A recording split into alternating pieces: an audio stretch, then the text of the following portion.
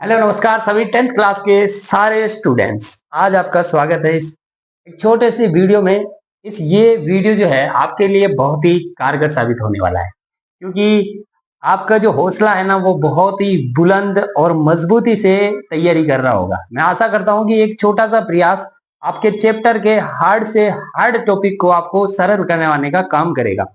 मैं पहले 9th से जोड़कर इस चैप्टर को पढ़ाऊंगा, उसके बाद में जो 10th क्लास की जो भी बातें हैं वो मैं इसमें बताने वाला हूँ। तो आज का जो हमारा हेडिंग रहेगा वो रहेगा समीकरण निर्माण, बोले तो फॉर्मेशन ऑफ इक्वेशन। ये हमारा टॉपिक रहने वाला है, तो आपको वीडियो लास्ट तक देखना है। और इस वीडियो के अंदर आपको क्या चीजें समझ में आती है और क्या चीजें, अगर कोई डाउट रहता तो आप कमेंट सेक्शन में जरूर बताइए। उससे पहले एक मोटिवेशनल लाइन के साथ शुरू करते हैं। तू हंस, तू मुस्कुरा, तू रोना कम कर दे। तू हंस, तू मुस्कुरा, तू रोना कम कर दे। तू जिंदा है, जिंदगी की नाक में दम कर दे। तू जिंदा है, जिंदगी की नाक में दम कर दे। आपके अंदर हौसला इतना होना चाहिए ना, मुसीबतें चाहे हजार आ जाए, आपको उससे घबराना नहीं है। आपका जो लक्ष्य है उसको प्राप्त करने के आगे कोई मुसीबत दिखाई नहीं देनी चाहिए। ये आपका अगर हौसला होगा तो आप डेफिनेटली अपने लक्ष्य के सामने सफल कर पाओगे। चलो शुरुआत करते हैं अपनी आज की क्लास।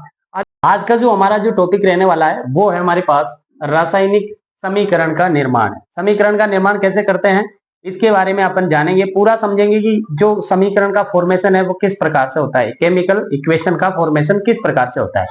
चलो इसके लिए अपन को थोड़ा सा पीछे जाना पड़ेगा, क्योंकि अगर आप 10th में है तो आपको 9th का समझना पड़ेगा।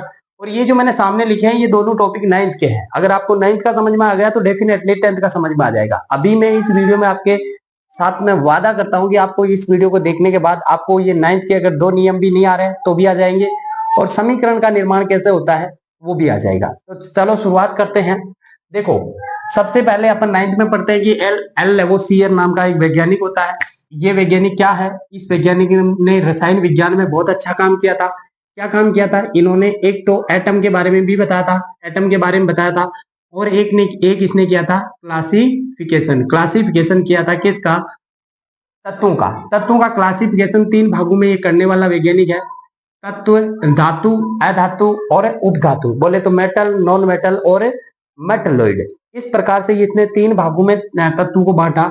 इतना अच्छा काम करने के कारण इसको कहा गया फादर ऑफ केमिस्ट्री। क्या कहा गया, फादर ऑफ केमिस्ट्री, रसायन विज्ञान का जनक कहा गया इसको। अगर क्वेश्चन आ जाए रसायन विज्ञान का जनक किसे कहते हैं तो लेवोसियर को कहते हैं। इसके बाद एक वैज्ञानिक और मिला, एल प्राउस्ट, जिसको प्रोफेसर प्राउस्ट नाम से है। इन दोनों ने मिलकर इन्होंने 2 नियम दिए। क्या नियम दिए, रासायनिक संयोजन के 2 नियम दिए। किसके नियम दिए थे, रासायनिक संयोजन। क्या होता है रासायनिक संयोजन, मतलब कोई भी 2 पदार्थ है उनको क्या करेंगे, उन रसायनों को सहयोग करवाएंगे, मिलाएंगे और उसके बाद में एक नया पदार्थ बनाएंगे। तो नया पदार्थ जो बनेगा उसके लिए कौन कौन से रूल फॉलो होते हैं, ये नियम दिए थे। इन दोनों को समझते हैं। पहला नियम है द्रव्यमान संरक्षण का नियम। अच्छे अच्छे बच्चों की मुंह जुबानी में याद है, परंतु फिर भी समझ में नहीं आता है कि सर होता क्या है। नहीं समझ में आता है, डेफिनेशन रट लेते हैं। आज आपको समझ में आएगा कि ये नियम क्या होता है। इसके बाद में आप कभी भूलोगे भी नहीं और आप किसी से शिकायत भी नहीं करोगे सर नहीं समझ में आ रहा है। देखो, ये नियम कहता है, इस नियम के अनुसार, पहले मैं डेफिनेशन समझा देता हूं आपको। इस नियम के अनुसार जब भी किसी भी यौगिक का निर्माण होता है या कोई भी यौगिक है उसका निर्माण होता है, तो रासायनिक संयोजन में भाग लेने वाले, यानी रासायनिक संयोजन में भाग लेने वाले तत्वों का द्रव्यमान बनने वाले तत्व के द्रव्यमान के बराबर होता है। इनका द्रव्यमान का ना तो अपन सृजन कर सकते हैं और ना ही अपन क्या कर सकते हैं, विनाश कर सकते हैं। यानी ना तो क्रिएट और ना डिस्ट्रॉय, ना क्रिएट कर सकते हैं और ना ही डिस्ट्रॉय कर सकते हैं। किसको, मास को, यानी द्रव्यमान को ना खत्म कर सकते हैं और ना ही प्राप्त कर सकते हैं। कैसे नियम समझाओ सर। देखो, कार्बन और ऑक्सीजन, जब इन दोनों को मिलाकर अपन कार्बन डाइऑक्साइड बनाते हैं, कार्बन डाइऑक्साइड जैसे ही बनती है तो इनका द्रव्यमान, इनका जितना द्रव्यमान होगा, इस नियम के अनुसार इनका द्रव्यमान जितना लिया उतना ही इनका होना चाहिए। देखो, कार्बन का 12 होता है, इसका मतलब ऑक्सीजन का 16 होता है, इंटू 2। ये कैसे मैं लिख पा रहा हूँ, क्योंकि आपने अगर पिछले वाले वीडियो देखे हैं तो उनके अंदर मैंने द्रव्यमान समझाया था आपको, कैसे द्रव्यमान निकालते हैं इनके बारे में पूरा डिटेल से समझाया और याद भी करवाया। तो आप पीछे वाला जो वीडियो है वो जाकर देख लीजिए, आपका सारे कॉन्सेप्ट क्लियर हो जाएंगे। देखो, कॉन्सेप्ट क्लियर करवाना मेरा काम है, आपका पढ़ने का काम है, आप पढ़िए। देखो इनको सोल्व करके देखते हैं कि इनका जो द्रव्यमान है वो कितना आता है। देखो कार्बन जो होता है, कार्बन का जो द्रव्यमान है वो कितना होता है। कार्बन का द्रव्यमान हमारे पास है, कार्बन का द्रव्यमान 12 प्लस ऑक्सीजन का द्रव्यमान कितना 16 इंटू ऑक्सीजन कितने हैं 2 है। 16 और 16 दूनी 32, कितना हो गया 32। जब इनको आपस में जोड़ेंगे तो हमारे पास आ जाता है कितना 44। कितना आ जाएगा 44। अब इसका मतलब है कि सर इधर जितना द्रव्यमान है उतना ही उधर भी होना चाहिए, ताकि अपना जो ये बैलेंस जो समीकरण है ये इस नियम के अकॉर्डिंग फॉलो हो सके। तो देखते हैं, कार्बन का 12 होता है प्लस ऑक्सीजन का 16 होता है। ऑक्सीजन का 16 इंटू ऑक्सीजन 2 है, इसीलिए 12 और 16 इसको भी आप जोड़ोगे तो कितना हो जाएगा 44 म्यू। तो देखो ये नियम कहता है कि जितना अपन द्रव्यमान लेते हैं उतना ही द्रव्यमान प्राप्त होता है। इसका मतलब ये नियम यहाँ पर फॉलो हो रहा है। चलो एक उदाहरण और देखते हैं, इसके अंदर देखते हैं किस प्रकार से इसका जो द्रव्यमान है वो फॉलो होता है। देखो यहाँ पर कार्बन की हाइड्रोजन की संख्या 2 मैंने इसीलिए ली क्योंकि जब इसको लिखते हैं तब 10th वाले बच्चे अच्छे से समझते होंगे। आप लोगों को अगर ये चीजें चाहिए तो वैसे नेक्स्ट वीडियो में मेरा यही आने वाला है कि बैलेंसिंग कैसे की जाती है इक्वेशन की। तो इसके लिए अगर आपको नहीं भी आता तो सिर्फ और सिर्फ मैं 3 लाइनें बताने वाला हूँ। उन 3 लाइनों को पढ़कर आप किसी भी इक्वेशन को बैलेंस कर सकते हो, इतनी मेरी गारंटी है। चाहे आप 10th की किसी भी इक्वेशन को ले आना, आपकी सारी इक्वेशन क्या हो जाएगी उससे बैलेंस हो जाएगी। और बैलेंस का क्वेश्चन बोर्ड के अंदर 100% आता है। चलो कैसे की हमने बैलेंसिंग। यहाँ पर देखो हाइड्रोजन की संख्या 2 है और यहाँ पर भी 2 है। इधर देखो ऑक्सीजन 2 है, यहाँ पर 2 नहीं है, इसीलिए अपन इसको पहले 2 करेंगे। 2 करने के लिए आगे 2 लगा दिया। अब इसकी वजह से हाइड्रोजन की संख्या हो गई 4, तो यहाँ पर 4 लगा दे, 4 नहीं लगाएंगे 2 लगा देंगे, कितने 2, तो 2 दूनी 4। अब भी ये क्या हो गई इक्वेशन बैलेंस हो गई है। तो अब इसका द्रव्यमान निकालते हैं सर। 2 इंटू 2 हाइड्रोजन सीधा लिख देता हूं मैं, टोटल 4 हाइड्रोजन, 4 हाइड्रोजन का एक द्रव्यमान प्लस यहाँ पर ऑक्सीजन का 16 इंटू ऑक्सीजन की संख्या 2 है, 16 दूनी 32, 32 और यहाँ पर 4 आ गया तो हमारे पास टोटल कितना हो गया 4 और 32 यहाँ पर कितना हो गया अपने पास 36। कितना हो गया 36। इसका मतलब सर इधर 36 प्राप्त हुआ तो इधर भी 36 प्राप्त हो गया, तो अपना ये जो नियम है वो फॉलो होता है। देखते हैं 2 कोष्टक, यहाँ पर 2 हाइड्रोजन की संख्या लिख देते हैं डायरेक्टली। हाइड्रोजन की संख्या है 4, हाइड्रोजन की संख्या 4 है इंटू एक द्रव्यमान है इसका। ऑक्सीजन की संख्या देखो यहाँ पर 2 है, कितनी है 2, ऑक्सीजन 16 इंटू 2, तो कितना हो गया टोटल। इनको जब करोगे आप यहाँ पर भी 36 प्राप्त होता है। इसका मतलब सर ये नियम कहता है कि द्रव्यमान का ना तो अपन सृजन कर सकते हैं और ना ही विनाश कर सकते हैं। इस नियम के अनुसार ये अप्लाई हो रहा है। तो पहला नियम इज कंप्लीट। आपको भी समझ में आया होगा।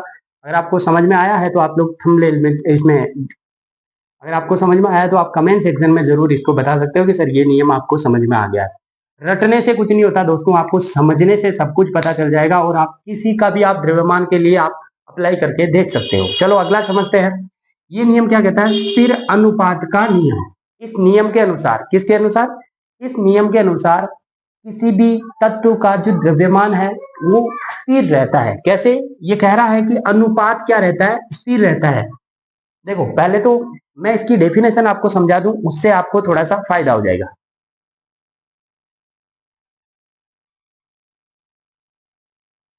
तो इसकी डेफिनेशन समझने के लिए अपने को इसका नियम जो रटी रटाई डेफिनेशन होती है उसके अकॉर्डिंग, परंतु मैं आपको समझाऊंगा। देखो ये नियम कहता है जब 2 या 2 से अधिक तत्वों से कोई यौगिक बनता है, 2 और मोर एलिमेंट क्या बनाते हैं, एक कंपाउंड, कंपाउंड बनाएंगे। जब ये कंपाउंड बनाते हैं तो उनका तत्वों का रेशियो, उनके तत्वों का रेशियो यानी उसका जो द्रव्यमान है वो क्या रहता है, उनका रेशियो क्या रहता है, फिक्स रहता है। द्रव्यमान का रेशियो फिक्स रहता है, ना तो उसको अपन क्या कर सकते हैं, बिगाड़ सकते हैं। अगर जैसे ही बिगाड़ेंगे तो वो क्या हो जाएगा, डिफरेंट टाइप का अपने को यौगिक प्राप्त होगा।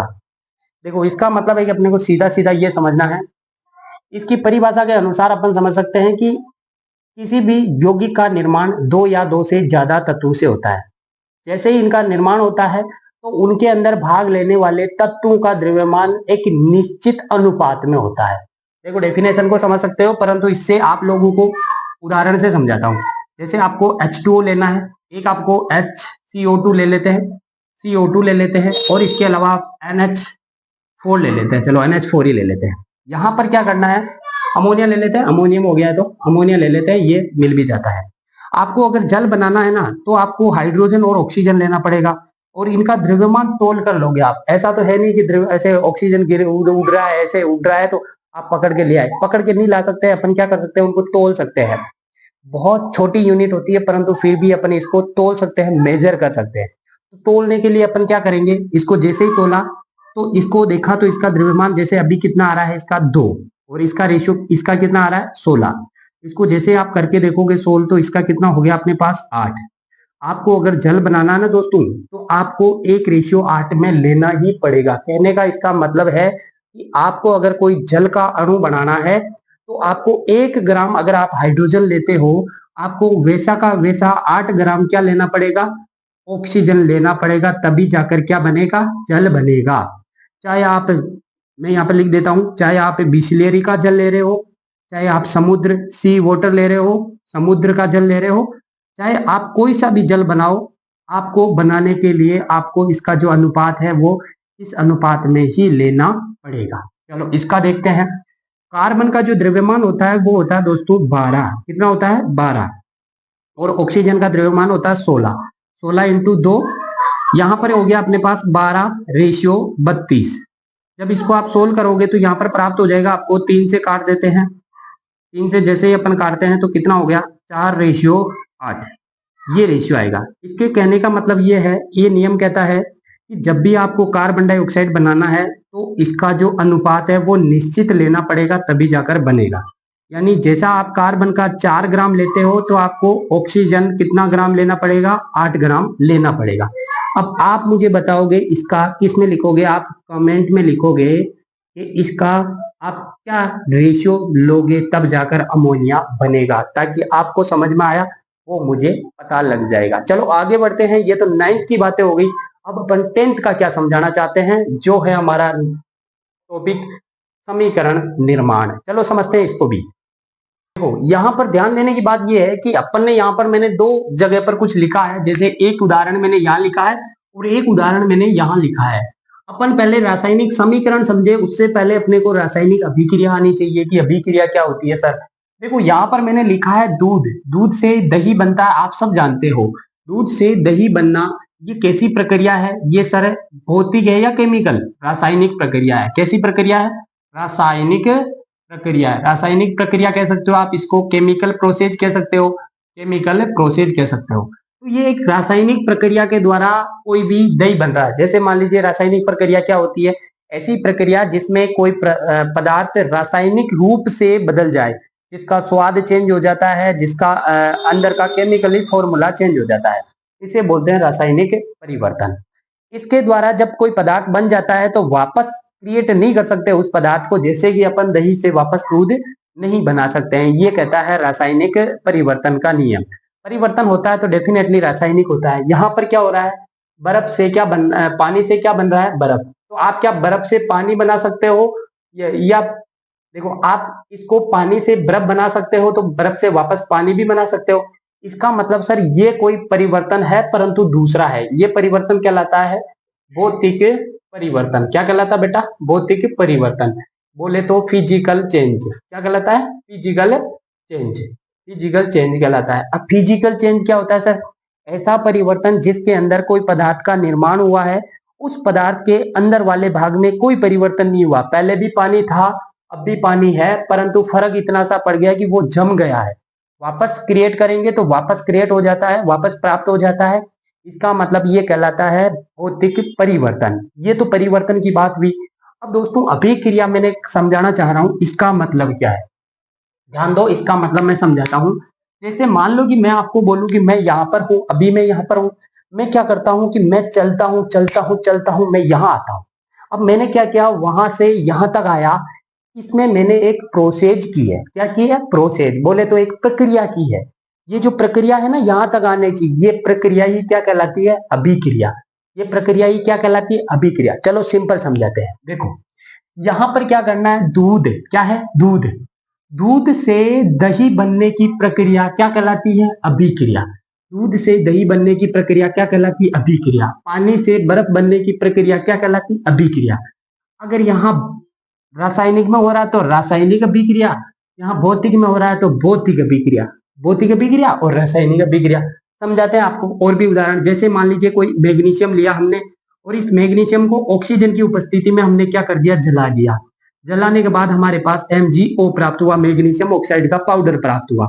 तो ये तो पहले सॉलिड था सर, हाँ, और ये ऑक्सीजन गैस थी और इसके साथ में अपने पाउडर यानी सॉलिड प्राप्त हुआ। तो ध्यान दो, यहां से इसके निर्माण की जो प्रक्रिया है वही क्या कहलाती है, अभिक्रिया कहलाती है। ये रासायनिक हो रही है इसीलिए इसको रासायनिक अभिक्रिया कहते हैं। अगर यही काम भौतिक वाला होता तो इसको भौतिक अभिक्रिया कह देते। ये समझ में आ गया होगा कि अभिक्रिया क्या होते हैं। अभिक्रिया वह प्रक्रिया है जिसके द्वारा एक पदार्थ दूसरे पदार्थ में बदला जाता है, इसे ही अपन क्या बोलते हैं, अभिक्रिया। चलो समझते हैं अब लास्ट टॉपिक अपना, समीकरण का निर्माण कैसे होता है। देखो यहाँ पर मैंने जो अभी समीकरण लिखी थी उसको मैंने मिटा दिया है। अब मैंने नई नई लाइन लिखी है। क्या लिखी, देखो, मैग्नीशियम को जलाने पर मैग्नीशियम ऑक्साइड बनता है। बात तो वही है, मतलब मैंने पहले बोला था उसको मैंने लाइन में लिख दिया। अब दोस्तों ऐसे लाइन में लिखना ना बहुत हार्ड होता है, मतलब लिखना बहुत ही परेशानी होती है। तो ये जो परेशानी है इसको खत्म करने के लिए किसी ने कहा कि भाई इतना क्यों जमेला पालना है, एक काम करना इसको सीधा ऐसे लिख दे, क्योंकि मैग्नीशियम जलाएगा तो मैग्नीशियम ऐसे तो जलेगा है नहीं, ऑक्सीजन तो उसके लिए चाहिए ही होती है, तो सीधा लिख दे मैग्नीशियम और ऑक्सीजन और मैग्नीशियम सीधा ऑक्साइड। तो इससे भी समझ में आ रहा है कि तुझे यहाँ से मैग्नीशियम को ऑक्सीजन की उपस्थिति में जला रहा है। तो एक तरीका ये हो गया। इसका भाई और निकल के आया कोई दूसरा, उसने कहा फिर ऐसा क्यों लिखना, पीरियोडिक टेबल देखी नहीं क्या तूने, पीरियोडिक टेबल देखी तो उसमें बता मैग्नीशियम को क्या कहते हैं, इसने कहा Mg, तो लिख दे Mg। फिर इसने कहा इसमें ऑक्सीजन को क्या कहते हैं, O2, तो लिख दे O2। फिर इसने कहा कि मैग्नीशियम ऑक्साइड, इसका सूत्र भी तो कुछ होगा, तो MgO। ये हो गया भाई मैग्नीशियम ऑक्साइड। अब ये MgO कैसे हुआ, तो ये सूत्र के द्वारा हुआ। तो ये अपन पहले ही पढ़ चुके हैं कि कैसे हुआ, है ना। तो इसके लिए कमेंट नहीं करोगे, वीडियो देखोगे, वीडियो देखने से पता चलेगा। अब ऐसे बना तो ये दो स्टेटमेंट हो गए, इसके किसके, इसके। अभिक्रिया को लिखने के तरीके हो गए, अभिक्रिया को लिखने के दो तरीके हो गए, और इनको ही हम कहते हैं समीकरण। क्या कहते हैं, समीकरण। यानी अभिक्रिया को शब्दों में या सूत्र में, शब्दों में या सूत्र में लिखना ही क्या कहलाता है, समीकरण कहलाता है। समीकरण कहलाता मतलब शब्दों में लिख रहे हैं, शब्दों में लिखा तो शब्द समीकरण, क्या नाम हो गया, देखो शब्दों में लिखा मैंने तो क्या हो गया, शब्द समीकरण। शब्द समीकरण यानी क्या कह सकते हैं अपन उनको, वर्ड्स इक्वेशन, वर्ड्स इक्वेशन। अगर हमने सूत्र में लिखा, किसमें, सूत्र में, तो ये हो गई हमारे पास formula, formula equation, formula equation, या अपन इसको कह सकते हैं सूत्र समीकरण है, सूत्र समीकरण। तो लिखने के आधार पर समीकरण दो प्रकार की हो गई, शब्दों में लिखे तो शब्द समीकरण और सूत्रों में लिखे तो सूत्र समीकरण। तो ये देखिए हो गया अपने समीकरण का निर्माण। सर समीकरण में क्या होते हैं, तो देखो समीकरण में क्या होता है, जो अभिक्रिया में होते हैं वही समीकरण में होते हैं, बस लिखने का तरीका है। ये इस ये जो एरो है, तीर का एरो, किसके इधर वाले जो है इनको बोलते हैं अपन, क्या बोलते हैं, अभिकारक। क्या बोलते हैं, अभिकारक। अभिकारक बोले तो रिएक्टेंट, रिएक्टेंट, रिएक्टेंट कहते हैं। और इनको बोलते हैं उत्पाद। क्या बोलते हैं बेटा, उत्पाद। उत्पाद बोले तो अभिकारक बोले तो प्रोडक्ट, प्रोडक्ट, प्रोडक्ट। रिएक्टेंट बोले तो अभिकारक और उत्पाद बोले तो प्रोडक्ट। तो यहाँ पर अपने पास ये एक समीकरण निर्माण हो गई है। तो निर्माण मतलब ऐसे समीकरण है तो सर बहुत सारी बनती होगी, बिल्कुल बनती है। आपका पूरा का पूरा चैप्टर फर्स्ट वाला समीकरणों से ही भरा हुआ है। अब एक एक समीकरण लेकर अपन याद करेंगे और आपको दिमाग में बसाने का प्रयास करवाएंगे।